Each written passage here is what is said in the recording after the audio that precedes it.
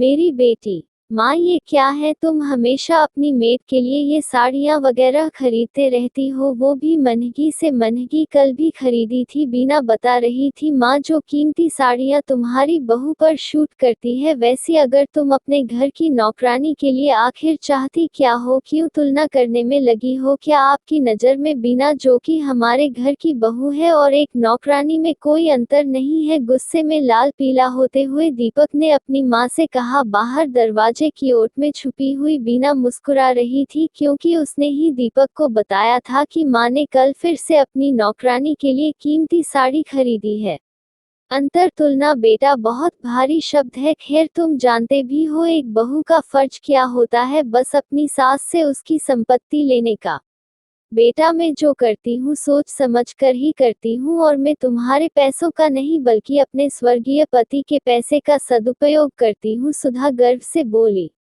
मैं कुछ समझा नहीं माँ, तुम्हें बताया था, मगर तुम भी अपनी पत्नी के कहे पर ही। खैर, मैं बुरा नहीं मानती, जीवन साथी हो उसके, मगर बेटा एक अच्छे जीवन साथी का फर्ज अपने साथी को अच्छा बुरा बताकर समझाने का भी होता है, केवल आंख बंद करके हाँ में हाँ मिलाते हुए रहने का नहीं। माँ, साफ साफ कहो ना, आखिर बात क्या है?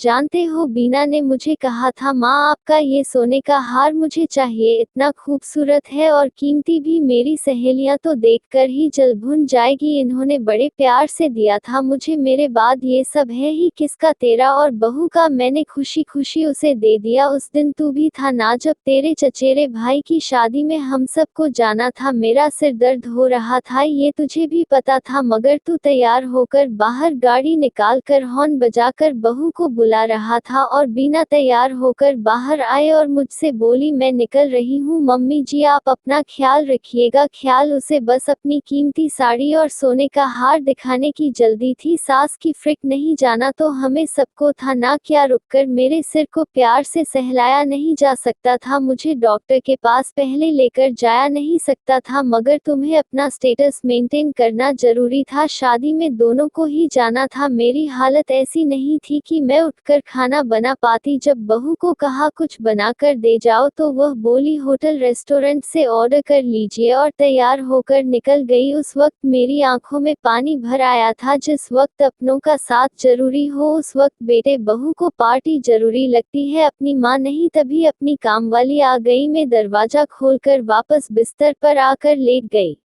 अभी बमुश्किल 5 मिनट ही बीते थे कि वह कमरे में आ गई और बोली, आप यहाँ क्यों लेटी हुई है, बाहर आकर बैठिए ना, आपकी हमेशा की तरह मीन मेख निकालने वाली बातें और मुझसे किच किच करने वाली बातें कीजिए ना, काम में मन लगा रहता है और काम भी अच्छा होता है।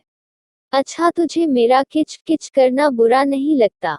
नहीं माँ जी, बल्कि मुझे तो बहुत खुशी होती है। मेरी माँ बचपन में मुझे ऐसे ही टोकती थी, और उनकी डांट खाने के लिए मैं अक्सर कुछ ना कुछ गलतियाँ करती रहती थी। बाद में हम माँ बेटी खिलखिला कर हंसती थी। मुझे आप में अपनी माँ की छवि दिखाई देती है। अरे चलिए ना। नहीं, आज नहीं। क्यों, क्या हुआ है आपको? वो आज तबीयत खराब है, सर में बहुत दर्द है। जब मैंने कहा तो वह बोली, अरे तो पहले बताना चाहिए था ना, रुकिए कहकर वह तेजी से रसोई घर में गई, और जब वह वापस आई तो उसके हाथों में तेल की कटोरी थी, मेरे सिर में मालिश करनी और सिर दबाते हुए सहला रही थी। उस वक्त बहुत सुकून मिला। फिर उसने पूछा, मैंने कुछ खाया? मैंने कहा, अभी बनाना है।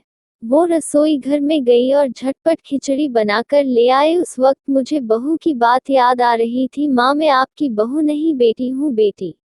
बेटी जो माँ को दर्द में छोड़कर बाहर पार्टी के लिए निकल गई, और वहीं एक दूसरी और हमारे घर में काम करने वाली एक गरीब घर की लड़की, जिसे मैं हमेशा डांटती रहती थी, वह मेरी देखभाल कर रही थी। मुझे अपनी माँ समझती थी, और मैंने उसी वक्त तय कर लिया था, आज से वह मेरी बेटी है, और हर माँ अपनी बेटी को कुछ ना कुछ देती है। और हाँ, बहू को बता देना, आगे से अपनी तुलना मेरी बेटी से मत करना, कहकर सुधा जी टीवी चलाकर देखने लगी। वहीं दीपक कमरे से बाहर दरवाजे की ओट में छुपी हुई अपनी पत्नी बीना को देखते हुए बाहर निकल आया। दोनों एक दूसरे को देखकर शर्मिंदगी से यहाँ वहाँ देखते हुए अलग अलग कोनों में चले गए।